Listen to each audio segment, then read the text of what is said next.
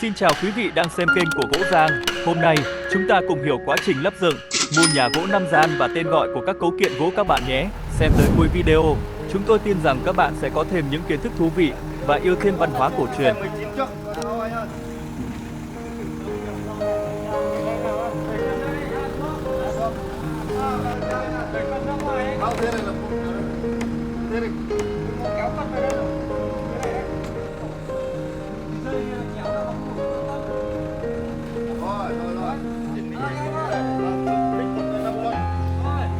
Kẻ hiên được đục hoa văn lá lật, có bản quyền riêng.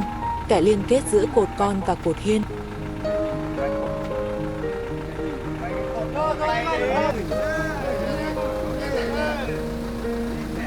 Người thợ dùng cô để căn chỉnh các lỗ mộc.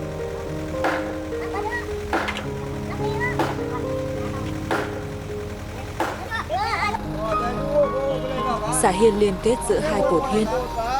Cột cái cao 5 m từ đường kính 35 cm. Quá giang là cấu kiện nối từ cột cái ra đến cột con của bộ vì giữa, trốn một cột cái với chức năng nâng đỡ và chịu lực tốt.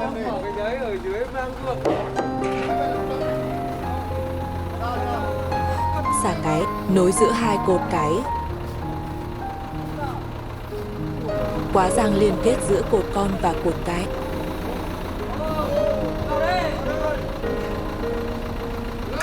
Người thợ dùng cô để căn chỉnh các lỗ mộc. Bảy hậu liên kết giữa cột con và cột hậu.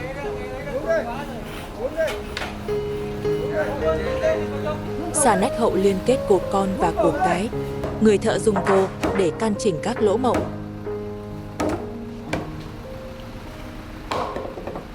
Kẻ ngồi liên kết cột con và cột cái.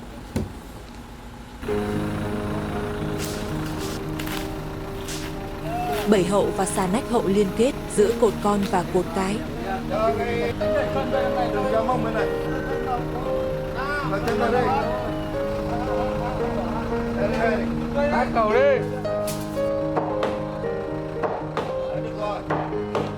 Kẻ ngồi hậu liên kết cột con và cột cái.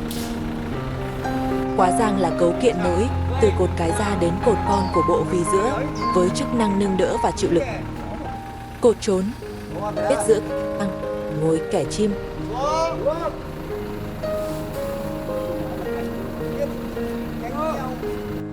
Câu đầu, đây là cấu kiện đặt trên cùng và khóa hai đầu trên hai cột cái, đỡ hệ kẻ chim, con lợn bên trên. Được đục chạm hoa văn tinh xảo và chạm chữ trên lòng câu, hệ kết cấu, con lợn, cột đội, kẻ chim, đấu kê giáp nóc. Chức năng đỡ phần kết cấu khu vực đỉnh mái gian giữa, hoa văn được chạm khắc tinh xảo.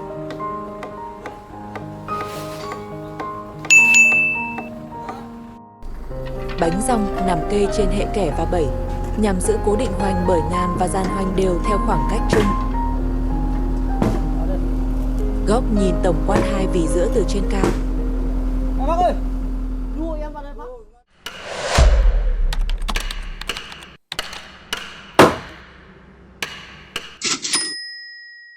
Cột con hậu cao 4 m, hai đường kính 29 cm. Xà thượng hậu liên kết cột con hậu.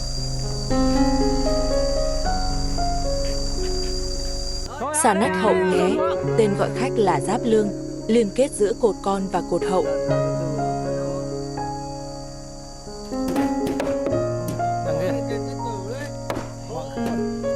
Con giường giáp lương, chồng giường là các đoạn gối đỡ má, dạng dầm gỗ hộp để đỡ hoành mái, được đặt chồng lên nhau. Đây làm ẩu hoa văn chạm khắc trên gỗ được giải. Bảo vật tinh hoa làng nghề Việt Nam năm 2022 và đăng ký bản quyền riêng của Gỗ Giang. Cột con, xà thượng liên kết cột hậu và cột con.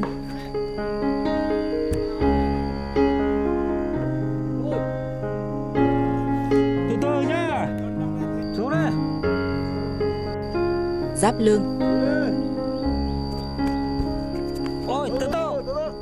Không, vô đằng kia đấy. Đợi hộ cái ngọn này ra ngoài để cho nó vuông văng quá.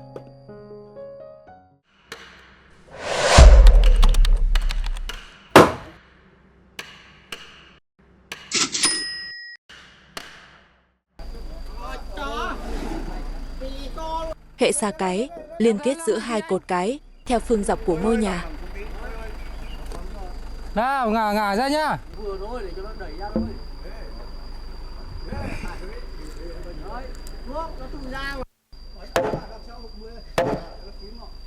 Rồi xuống đây. Xuống đây. Ui. À, đỡ ở đầu vào. Hệ con giường đấu kê. Thôi, hạ trùng đấy.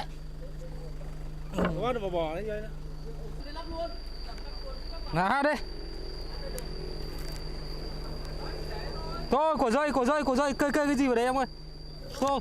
Cột cái cao 5 mét từ đường kính 43 cm. À.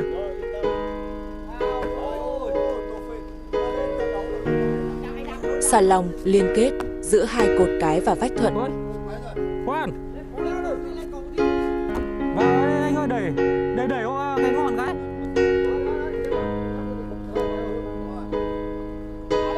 À đây anh ơi. Bức búp măng. Cái này nó có mỏng mà, nó mỏng rồi đây. Đó. Con giường liền nhé. Cái que đây. Thôi.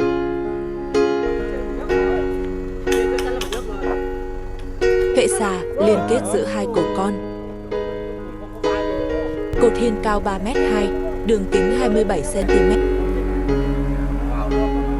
Kẻ hiên sàm đút liên kết cột hiên và cột con. Thôi.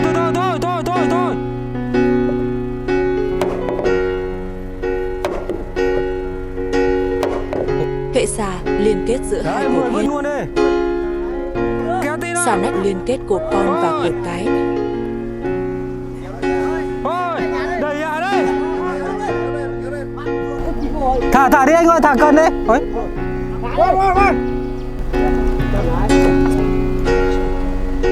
Con giường nách hậu đấu kê. Vinh mà. Này kìa. Này. Hạ cần đi. Đấy. Đấy thôi, hết rồi. Đấy.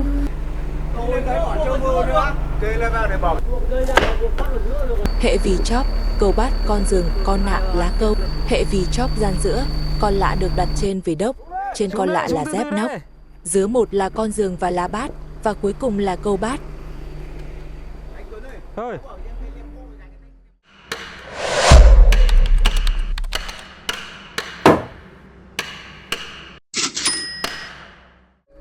Cột con cao 4m2, đường kính 29 cm. Hệ xà liên kết hai cột con. Xuống, được rồi.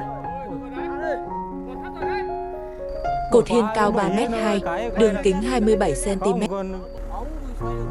7 con liền nhé.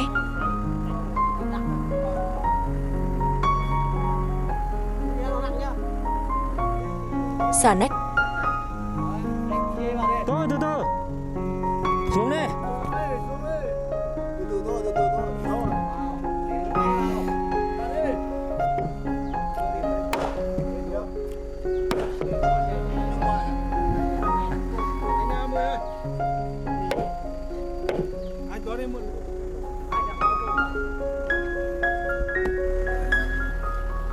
Con giường đấu kê.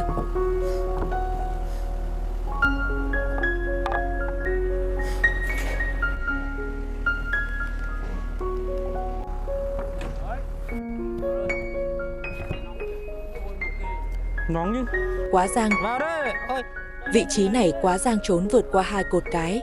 Tên gọi khác là quá giang vượt. Đấu kê cột đội. Hệ xà. Thôi vào đây. Xuống đây. Hết rồi.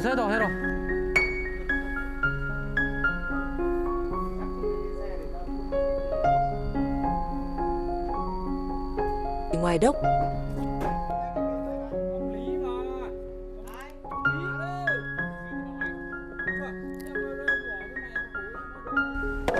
Hết chưa?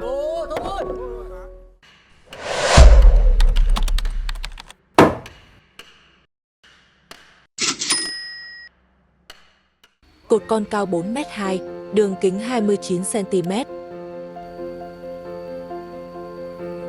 Hệ xà liên kết giữa hai cột con.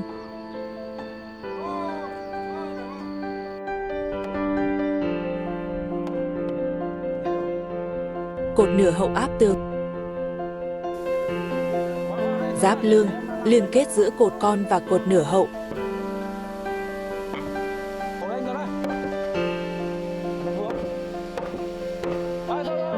Đấu kê con giường. Hệ con giường.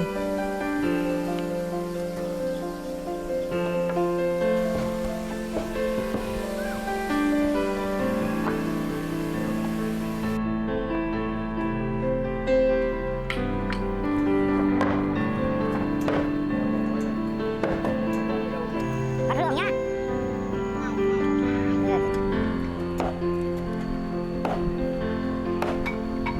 Con nước đấy. Cột cái. Hệ xà. Chuẩn rồi, ok.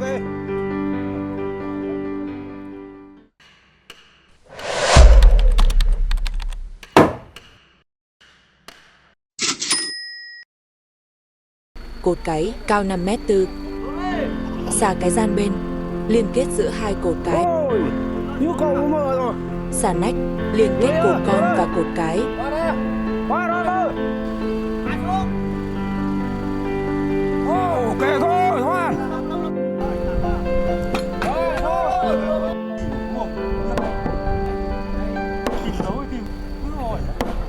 Đấu kê con giường. Hệ con giường.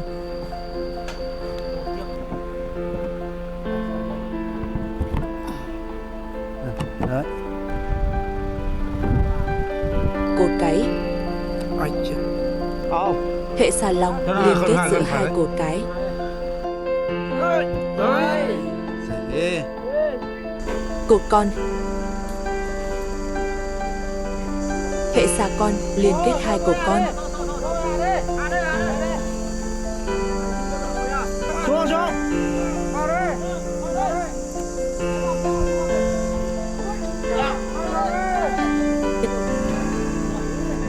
Kẻ hiên liên kết cột con và cột cái.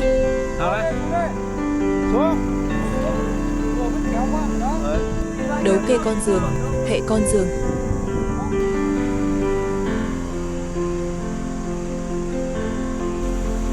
Thôi xuống đi anh ơi, con tí rồi thôi em đi làm bắt cơm lên.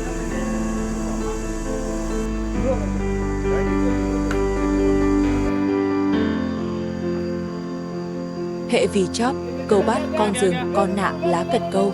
Hệ vì chóp gian giữa.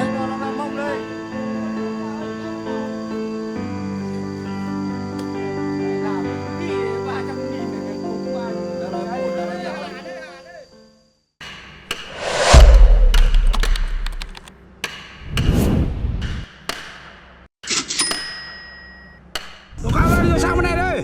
Quá giang vượt. Vị trí này quá giang trốn vượt qua hai cột cái. Xuống. Rồi xuống. Câu liên kết hai cột đội và hệ mái.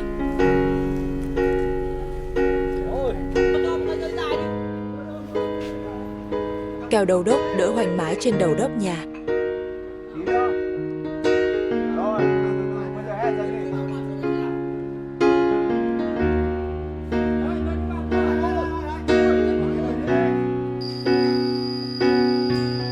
Hoành chức năng đỡ dui trên hệ mái.